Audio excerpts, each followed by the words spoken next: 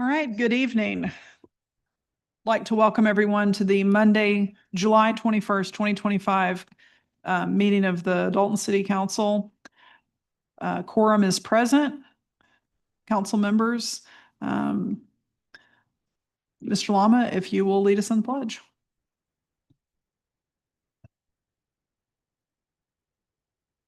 I pledge allegiance to the flag of the United States of America, and to the republic which it stands, one nation, under God, indivisible, with liberty and justice for all.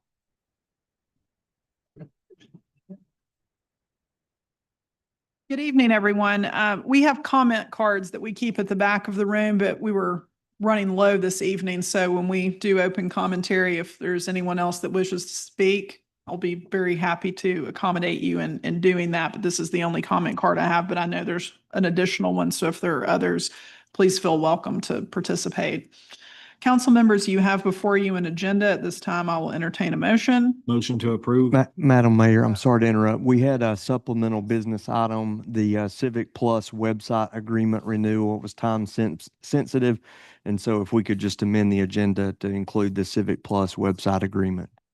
Council members, in light of what Andrew Parker has shared, I will entertain a motion. Motion to approve. Second. I have a motion to approve in a second, including the addition of Civic Plus website agreement.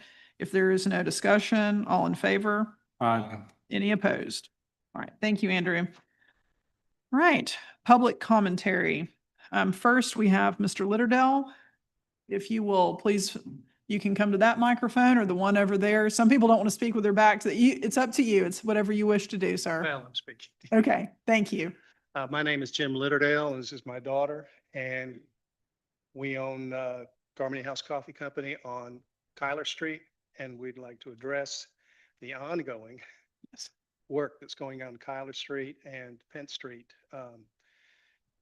It's getting close to a year. I think the last we heard, it was supposed to be substantially complete by the 31st of this month. I don't see it happening by the end of next month or even September. We'd like to know what we can do to get that moved along. We are retaining our employees because we know the business is going to pick up, but it's costing us every day. our customers are afraid to come down. We've also, we're kind of the one business on the block where the sidewalk has not been completed. Now, that may be, Andrew can address that, why that is. And anyhow, and my daughter would like to say something about some of the information she gets. So we're the only drive-through. That's kind of our best seller. We have basically been told that we would be alerted before any kind of work would be done that would shut down the drive-through. I'd say almost every single day the last week, it's been shut down at some point. Today, they probably did 20 minutes of work. No one notifies me, and then they just put something to block it the entire rest of the day. So people have to come in, but my older customers do not want to do that because they're scared to walk on that unleveled, sidewalk area. And it's very much affecting us. If I'm told that I'm going to be alerted, I expect to get some kind of warning or whatever it is, but I'm getting nothing Okay. for a week straight. That's insane. Yeah, so our request is, can we get this thing moving forward? So I'm going to ask, I believe Chad Townsend is out this evening as the Director of Public Works, but Andrew Parker, City Administrator, I think would be the most appropriate person to comment. And then I'm going to welcome any other council members to say or ask any questions or provide comment. But go ahead, you. Andrew. Thank you, Madam. Yes, sir, you can stay right there if you would, in case you have follow-up questions or we do. Thank you. Thank you, Madam Mayor, and thank you for again coming this evening to express your concern. What I will say is the city also has some concerns about the contractor's progress. In fact, today we have been communicating with the city attorney's office in hopes that the city attorney's office can help bring some resolution to the matter. Unfortunately, this project is contracted out, and so from the city standpoint, with regards to the duration of the project, we are aware the contractor did have some unexpected and unforeseen conditions as it relates to the time it took to do the project, which was why they were granted what we believe was a very fair extension of 60 days, which is sunsetting at the end of this month. We are aware that the contractor was only given those 60 additional days and plan to remedy that pursuant to the contract provisions regarding liquidated damages and other things, because there have been some scheduling commitments that were made to the city that were not hit by the contractor. And that's what the contract provisions for liquidated damages are there for. With regards to the disruptions with not being told about shutting down the alley, I'll have to check on that with staff. I'm abreast of the project and how it advances, but not some of the detailed specifics of that. So I will certainly check with our Public Works Director tomorrow and our project managers to see what the issue is there and how we can better resolve that going forward. But I will agree from my perspective, we are frustrated with the duration that it has taken and the fact that the contractor has not met all of their deliverable dates to us. And I recognize the impact that has had on our citizens and folks that are visiting and shopping downtown. And hopefully very soon the city attorney's office will help us rectify that. What I will offer, Jillian and Mr. Litterdall, is that the city attorney can, through Andrew or he directly, can provide an update so that you all have an expectation of when this is going to wrap up, and we have your contact information. Are there any other comments or questions? Your mic, please, Steve. Madam Mayor, I would just reiterate the frustration that Andrew's expressed. The council has been frustrated for some time. I go down there several times a week myself. I'm frustrated, having to walk across all that, and I'm elderly enough, but hopefully enough to maneuver around it. But I can imagine what your customers are experiencing. I don't think it's at all unrealistic if they are going to block her her drive-through to give her advance notice and some idea. I mean, to just block somebody's, area for construction and not even tell them about it ahead of time. I just think that's completely unacceptable. What I would imagine is you would want to do a Facebook post or do something to tell people, hey, drive-through is going to be open at 3 o'clock, or it's going to be closed from 10 till 2. And Well, and they judge whether they're coming downtown sometimes based off coming to the shop. sure. So to be able to help guide them, even if you could say like, hey, we're probably gonna have to close down this area, it may affect, this route, it does help them just come downtown because everyone's avoiding it. They're also avoiding the workers because they're very unkind to them. And at the end of the day, this is our town. They should not treat people that way.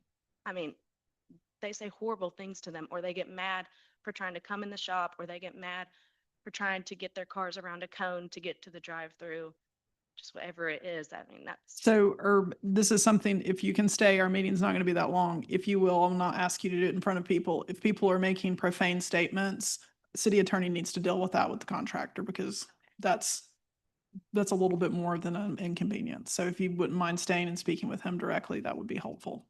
Okay. Yes, it's Mr. Laird. Yeah, I heard you were going to communicate with them regarding the timing on this.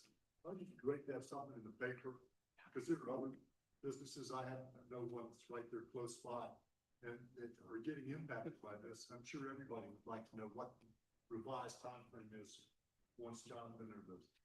So our communications director, Bruce Frazier, can certainly put something out. I think that's a very good idea, and he can share it to the paper so that it can also be disseminated through the Daily Citizen. Thank you all both for coming to speak. Thank you. Thank you. Thanks for listening. Okay. Mr. Perez, if you would, please, sir, come forward. You wish to share a comment? Yes. You can use either microphone, whichever one you want.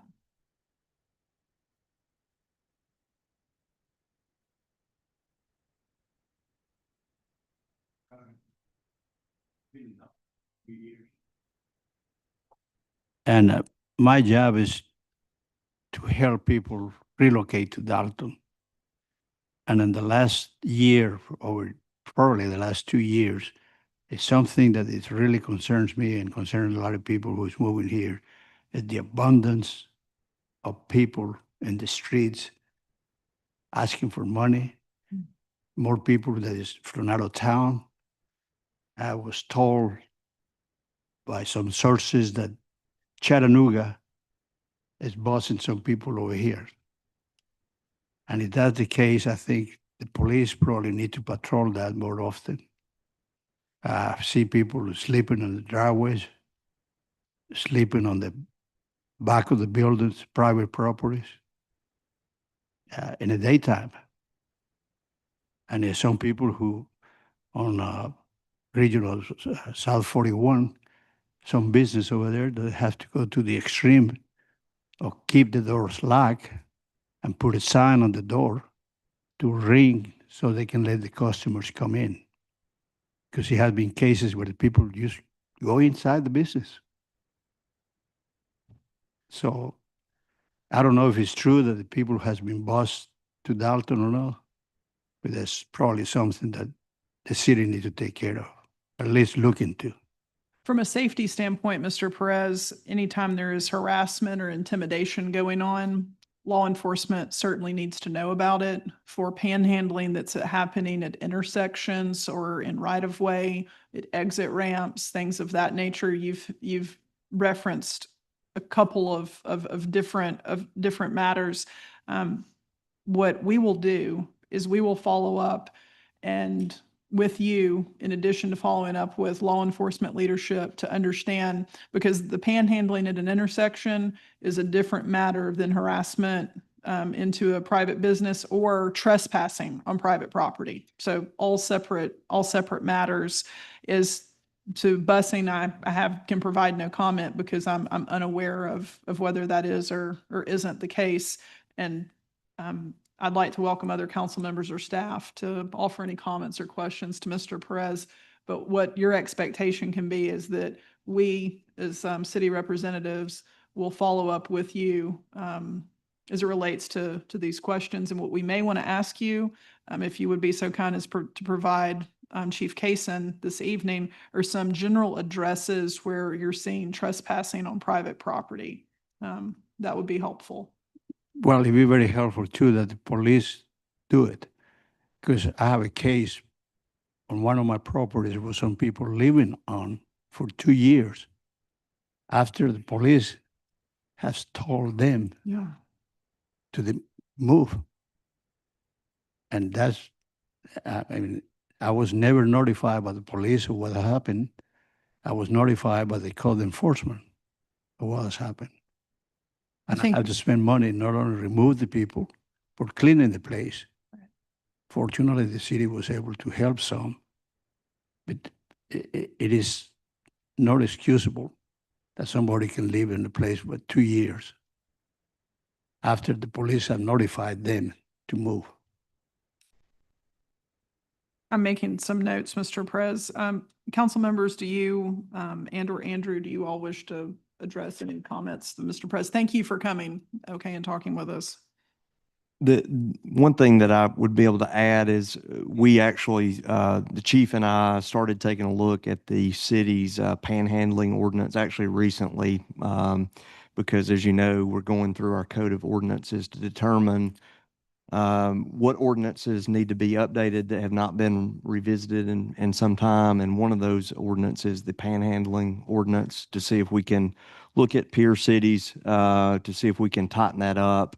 And also coordination with businesses and property owners, because in many cases some of the panhandling is taking place on private property. And right now, if the business doesn't trespass those individuals or express to the law enforcement that they want no loitering signs and things like that put up, it makes it very difficult to enforce that. But we are, at least from my vantage point, from the code perspective, we're going to be working on updating that and bringing some recommendations to the council.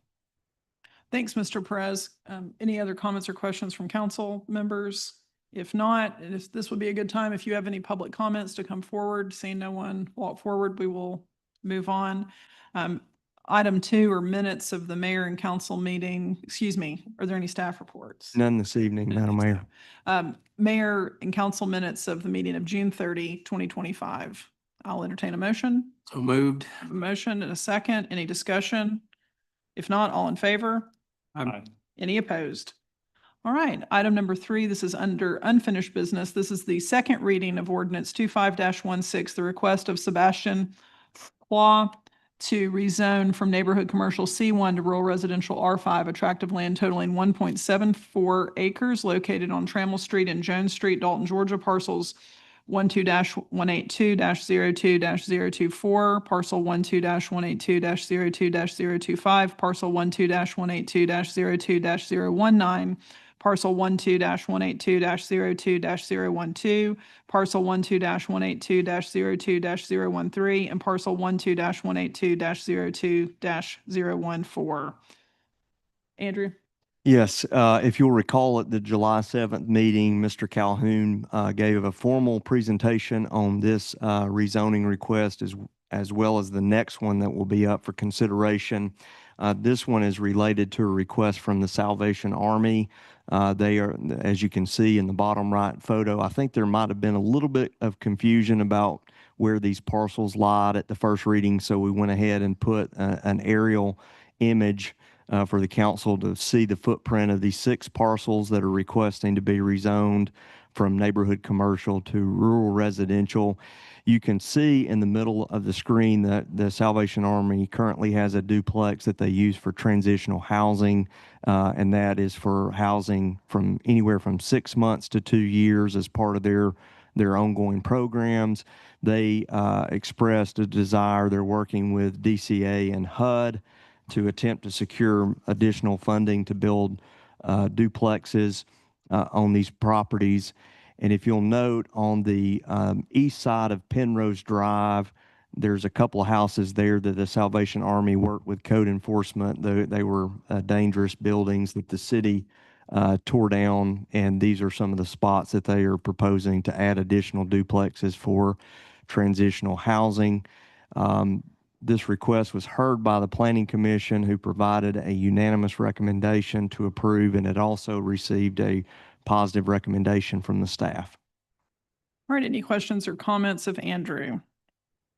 Motion to approve. Second. I have a motion and a second. Any discussion? If not, all in favor? Aye. Any opposed? All right, number 4, second reading ordinance 25-17, the request of Octavio Perez to rezone from high-density residential R7 to general commercial C2, attractive land totaling 0.7 acres located 501 North Hamilton Street, Dalton, Georgia, parcel 12-200-24-000. Andrew? As you'll recall from the July 7th meeting, for those that have been on council, this parcel will be familiar because a few years ago, a different property owner actually requested the property to be rezoned from general commercial to high-density residential. And now the request is to go back to C2, which is what it was for many, many years before the prior rezoning request a few years ago. Again, the staff gave it a positive recommendation, and the Planning Commission also voted unanimously to recommend approval to the council to go back to C2.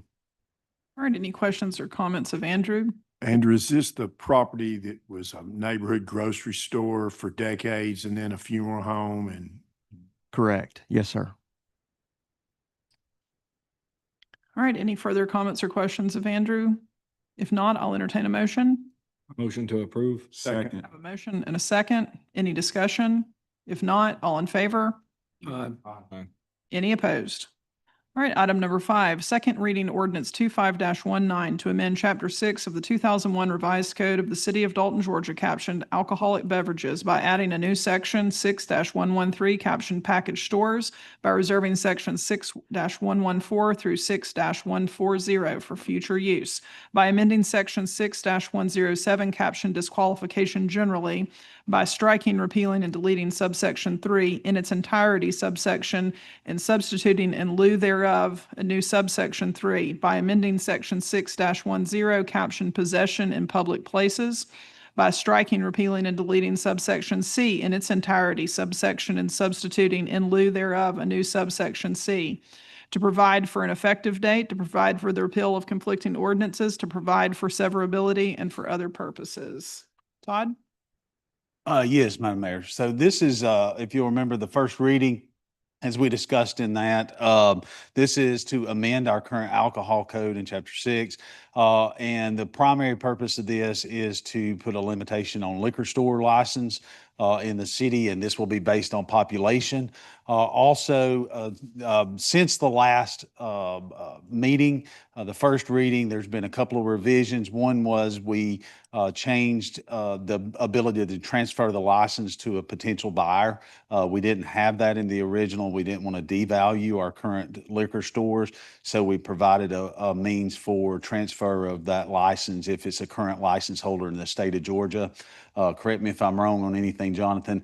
And then also we amended the number of drinks that can be sold per ID at our downtown locations, Burr Park and all of our downtown locations that currently sell alcohol, from 1 to 2 drinks per ID. So I would be happy to answer any questions that anyone may have on that. Any questions or comments of Todd? Okay, if not, I'll entertain a motion. So move. I have a motion. Oh, yes, sir. Can you come to the microphone, please, sir? It just records it for our minutes. And if you'll just state your name first and last, please, sir. My name is Luis Gomez, Okay. and I'm a owner of a Mexican restaurant in town, well, in the county. I'm in the process. I spoke with this guy before I get my liquor license in progress. I got a lease. I've ordered a bunch of equipment for a liquor store. I haven't got I haven't turned in my application in yet, but if all this cancels, I mean, what's going to happen?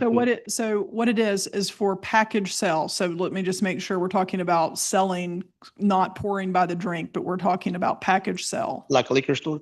Correct. Yes. That's what we're talking So about. that's, I'm in the process of opening one. Okay. Got my lease for a building. I've been working on the building. So what we- Walk-in coolers and stuff like that, but I've not turned in my application in yet. Right.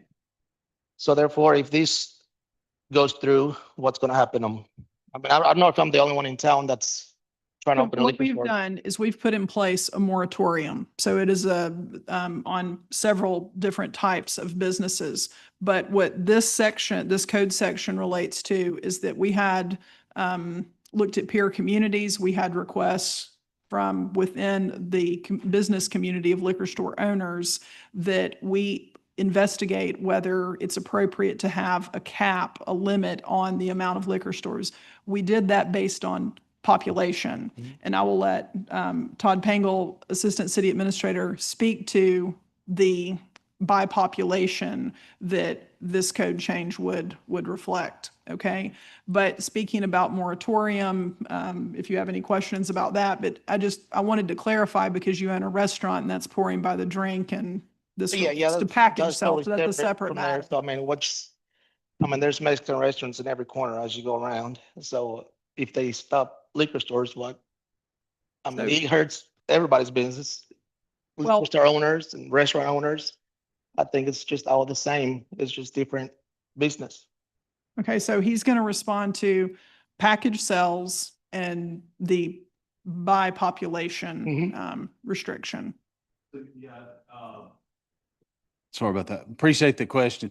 So what we did, per the request of the current liquor store owners, we did investigate and research what other communities are doing as it pertains to this. And this is a growing trend. In order not to saturate the industry or, liquor stores or our community with liquor stores, if you will. Although it may be a little not convenient for people like yourself to do that, but it does provide a level of safety for the community as well as, some continuity and understanding in what we're doing. So what is our per capita limit? One liquor store per 2,500. Okay, Where are that's a- we now in that? How many are we? That's according to our last census, which is the way the ordinance is written, that's 14 liquor stores, 14 licenses, for package sell. How many are licensed at? License now? 14. So we have. when one of those went out of business, this gentleman, if he was first to apply, could. Well, it'll be done by a lottery. And that's why we had the change to our ordinance tonight, is because the way the ordinance was written in the first reading, there was not an opportunity for a liquor store owner to sell a liquor store without the purchaser taking a chance on being able, not getting approved for a liquor license. And so what we did is provided them an opportunity to be able to transfer that license if they're a current liquor store owner, which was already something we pulled from our current alcohol code. But should there be one that closes or loses their license for whatever reason, then it'll be done by lottery.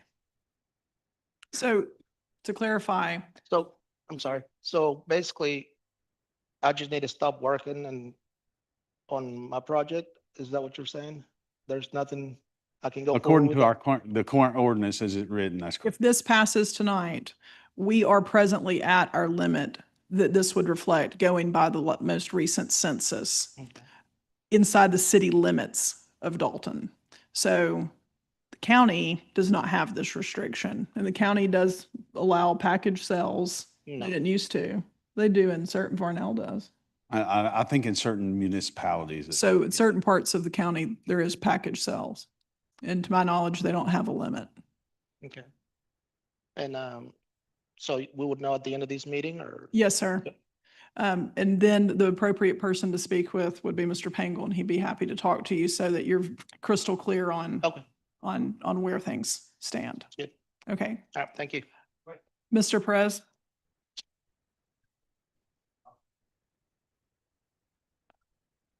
What's our current? It's right at 34,450.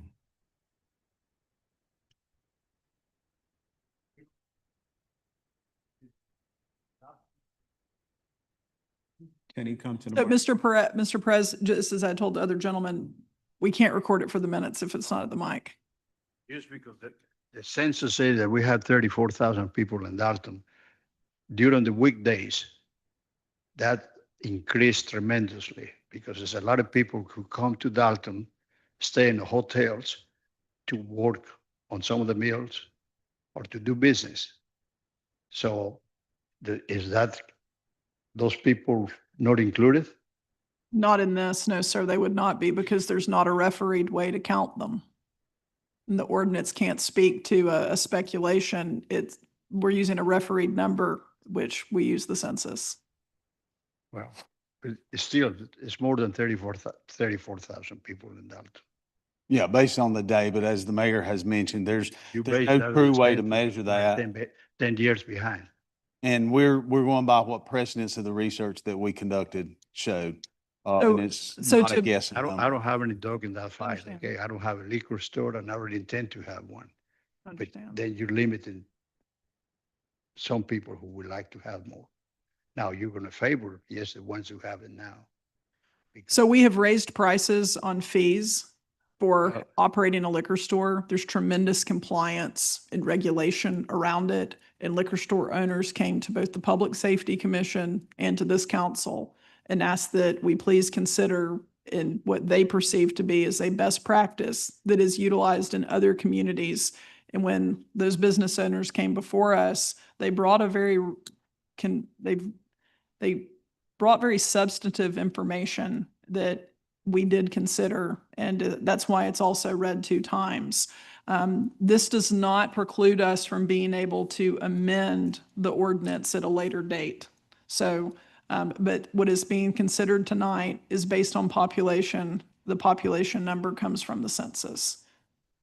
Okay.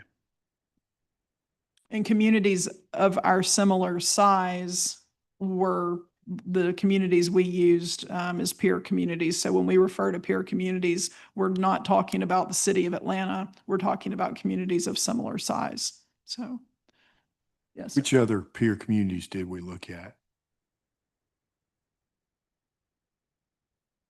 Most of those are the ones that we typically use, Rome, Gainesville.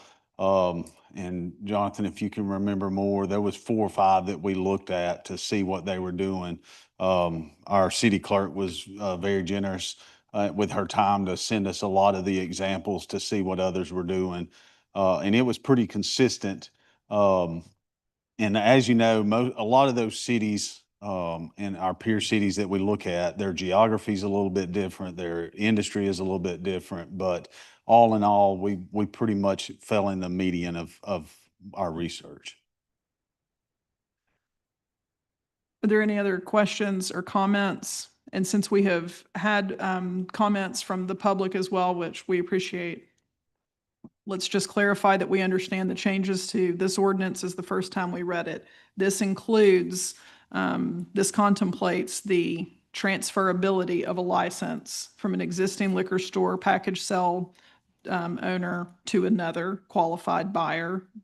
And this allows for that. This also allows for a person, for example, if you're at Burr Park and you're in line to purchase an alcoholic beverage and your spouse is with your seat, at your seats watching the concert, you can purchase 2 alcoholic beverages with 1 legal ID and take those 2 alcoholic beverages back to your seat. Whereas tonight, as we sit here, both of you would have to go stand in line. So that has been a concern that people have had, and that's we're trying to remedy that tonight. Is there anything else in layman's terms that's contemplated in this as compared to the first reading? No, that concludes it. Okay. Mayor. Are there any other questions or comments? I would just comment that, there's a part of me and probably everybody that thinks that people ought to be able to start whatever business they want to, and there shouldn't be any prohibition against that. But at the same time, I think we have to be mindful that this is an area that it's been regulated statewide, citywide, by governments for many, many years. So it's somewhat different than somebody just wanting to open, any other type of business. It's it's an area that's been heavily regulated through the years. Thank you, Mr. Farrow. Are there any other questions or comments? How much notice did we put out to the public that we're gonna be doing the packaged liquor Um, store? Probably 6 weeks since now because the first reading was June 30. So that's 4 weeks, maybe 5 weeks notice. I remember seeing it in the newspaper, but I'm not sure how many people actually read the newspaper anymore, so. Well, as I shared, we're trying to respond to what licensed package sell store owners came and asked of us. And then we asked them to please go before the Public Safety Commission, which oversees alcohol licenses, as you would know from your pouring license. You may have a pouring license at your restaurant, so you would be familiar with coming before that body. And the best practice that we found when you do cap the number is to do it based on population, not based on geography, not based on anything else, but based on population. And again, that's not to say that it can't be amended at another date. And that's what's being contemplated in this ordinance tonight.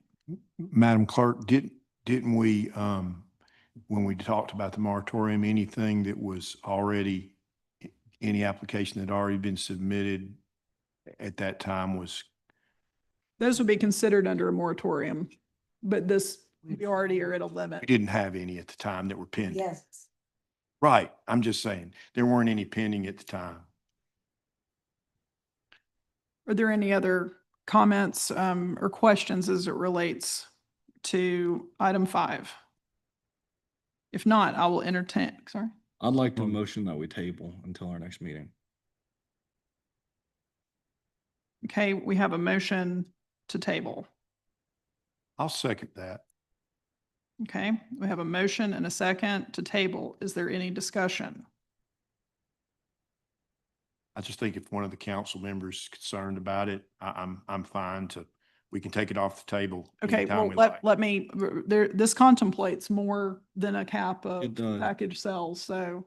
Are we able to split the ordinance or does? do What we is have to the, vote on all of them? Matt, can you please articulate the purpose of what your Yeah, the concern package is? sales, that's my concern. Okay, And that he's been invested in this business, and I don't know when his lease was signed. But if he has been working on this project and invested a bunch of money on equipment and setting it up, I okay. believe it's unfair for him not to be able to apply. And that's the component of the ordinance that you wish to table, That's correct. okay? John, City Attorney, how can we table part of? You can't table part of it. You need to table the whole thing. Okay, so then we would vote on tabling the. You would, and I was not clear as to whether or not there was a second on the original motion. If there was a second on the original motion, Madam Clerk, was there? You need to vote on that first. You may. I made the motion. Yeah, on the, before he started. Oh, before the gentleman. I'm not sure if there was a second on it. I'm not sure if that. Okay, do we have a second on before the gentleman in the audience spoke? Okay, Not to confuse things, but yes, I second that motion. so we have a motion and a second, so we need to vote. Need to vote it up or down. Okay, Well, there can be a motion to table after that. After the motion's on the floor. And it's been seconded. and then we were listening in discussion is when the gentleman spoke and we started discussing. Okay. So that's where we've made it to. So we do need to vote it up or down because that's when this happened. We were speaking, we were in discussion. So now that we've had discussion, it was following, that's when we started making comments. So I will entertain a motion for item 5. Excuse me, all in favor or against? Madam Mayor, I think there was a motion to table after there was a second on the There was a motion, ordinance. a second, and then we were in discussion. Right. Start when I heard the gentleman in the audience, heard Mr. Perez, then heard you. Right, and then And then Mr. Lama when made we a. had more comments. Table. I'm clear, is the motion to table the entire ordinance? I thought I heard you. Asking if you can, what Mr. Lama, who can speak for himself, of course, is concerned about is package sale. You would need to table the entire ordinance. Okay, I and that thought I would heard him say he was wanting to table part of it. No, I was making a motion to table the entire ordinance. Okay. Okay, so. So when we first read this, nobody said anything. I made a motion to approve, and I think Dennis made the second. And then I said any discussion. Discussion, and that's when the audience came. Typically, the audience participation would not be allowed at that point, but But I allowed it. but we allowed But it. then council members continued to discuss. There could be a motion to table the entire thing. I thought I heard him saying he wanted to table part of it. Oh. But Well, I inquired as to Right. whether you could amend it since it contemplated more things. So do we need to vote it up or down? can vote on the motion to table We can. the go ahead. entire thing. Okay, That's what we're doing. even though we had made it to the point of discussion. Believe you can. So so in discussion, a council member can make a motion to table it I believe so. as we go through discussion. Okay, That would supersede the other motion. okay. So we have a motion to table. Not seconded. You second it. We have discussion on that. You do. Okay. At this time, I'll entertain any comments or questions as it relates to tabling item 5. If there are none, all in favor of tabling? Aye. Aye. Any opposed? Aye. Aye. And where does this, You need to vote, Madam Mayor. a lot of staff work has gone into this, if I can offer comment. Have shared that we can amend the amount of, we can amend this ordinance, correct? Yes, it can be amended later. It can be amended at a later meeting. So that we can have the benefit of these other matters that are contemplated in this ordinance. I will vote in favor of the ordinance being approved tonight. But I say that we can make other changes if this council so desires. But staff work went into this, and I vote in favor of. So that's a vote against the motion to table. Is that correct? That would be correct. I vote against the motion to table. So how do we vote? in So favor? then you can entertain the motion to approve the ordinance. Okay. So now I will entertain a motion to approve the ordinance. You already got those two, right? I have to have it again. Again. Motion. I have a motion. Second. I have a second. Any discussion? If not, all in favor? Aye. Any opposed? Aye. Well, no, but you did say that they can make an amendment in the future, so. Yes, I did. Okay. I think a lot of hard work's gone into Yeah, this. no, I and agree. We start somewhere, and that's what we've done is we're starting somewhere. So let's Just make vote sure safe. we've, okay, so we have unanimous. in Unanimous. Favor, It sounds like it's unanimous, you know. okay. Sorry, folks, that doesn't Sorry for happen. the confusion. No, this is thoughtful and we appreciate your participation in coming this evening. And please follow up with Mr. Pengel so that he can get your information, okay? And talk with you. All right.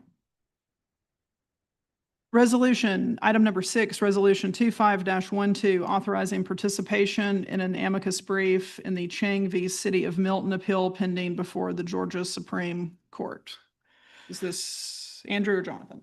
I can take it. Okay. Then Jonathan, if you want to weigh in, I'll stick pretty much to the slide here. You may recall back in December 2024, the city council adopted resolution 24-20 regarding the Chang versus Milton case involving a claim of liability against the city of Milton due to a vehicle collision with a fixed obstruction within the city-owned right-of-way.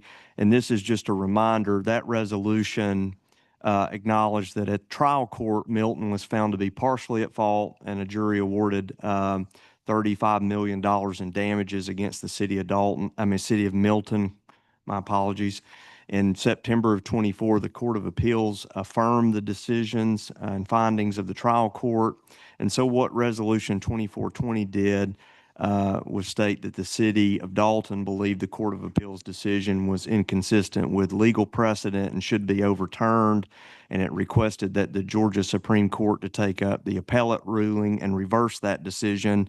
And we were joined, as requested by the Georgia Municipal Association, with approximately 25 other cities in making that same, adopting that same resolution.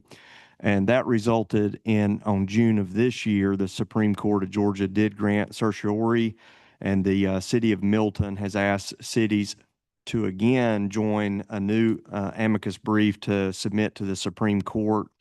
And that's what this resolution does.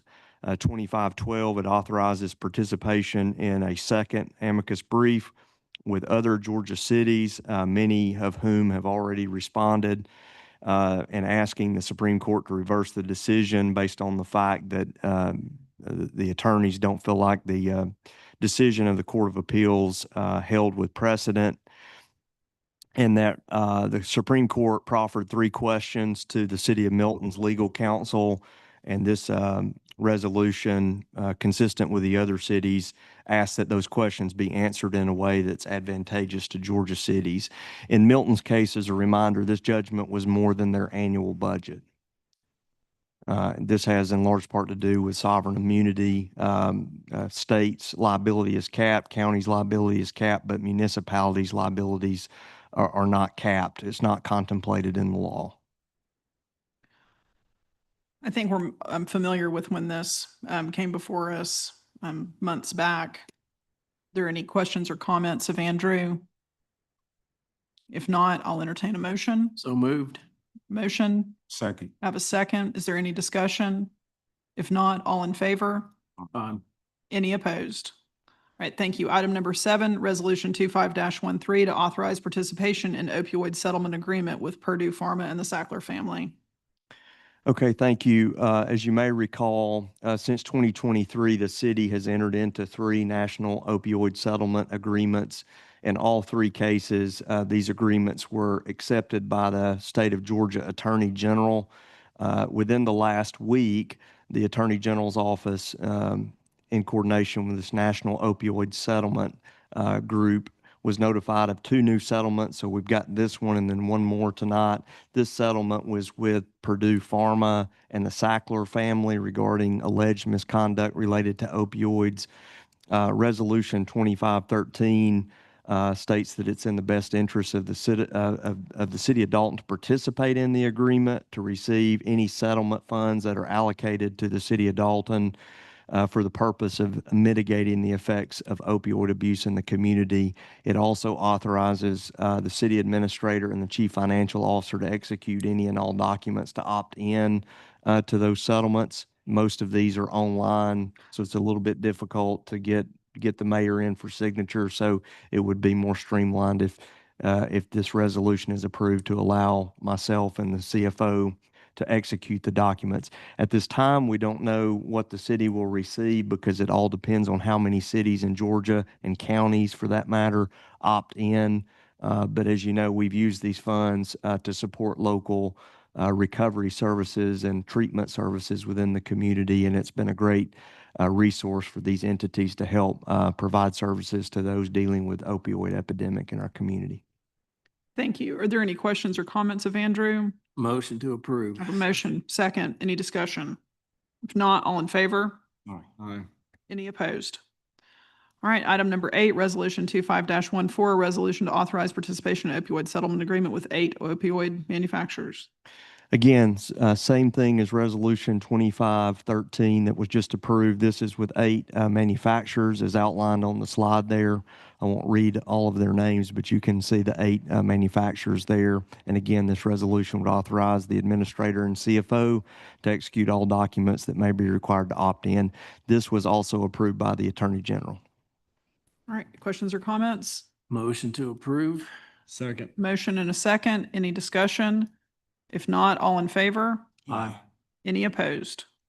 Item number 9, demolition agreement and easement of the Masonic Lodge number 238. Thank you, Madam Mayor and Council. You may recall this from the spring of 2023. At that time, the council adopted Resolution 2309 to enter into an agreement with the trustees of Masonic Lodge number 238 to demolish the structure. After that was adopted, the trustees wanted to see if they could take some time to determine whether the building could be rehabilitated.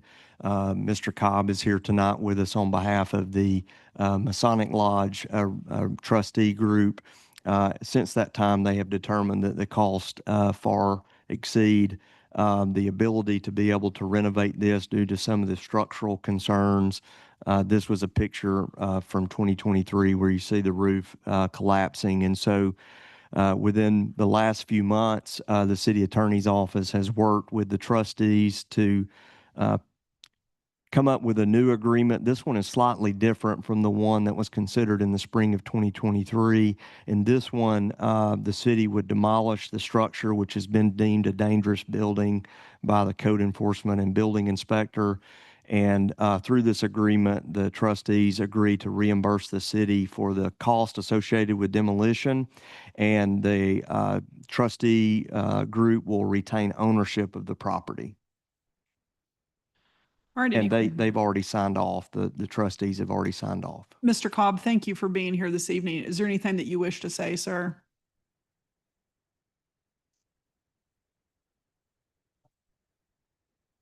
Thank you very much for being here. I couldn't hear the end voice. Try to do what? I'm sorry.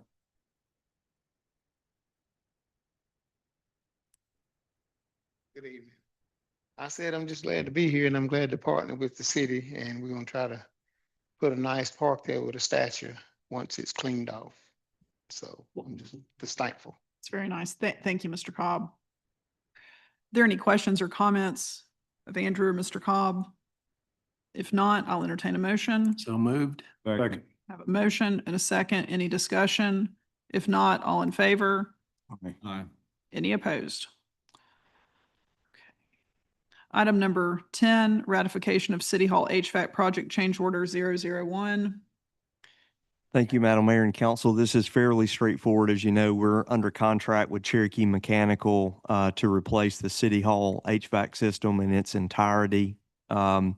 And we noticed once a lot of the work was done on the first, second, and third floors, the west wing of the second floor that contains the DDDA offices, code enforcement, and the IT department. A lot of that, when the school system was on that floor, they put in new walls and didn't add ductwork. So to be able to do this project correctly, we worked with the mechanical engineers and the contractor to devise a plan to provide more air control to those areas. And so the change order is $36,000.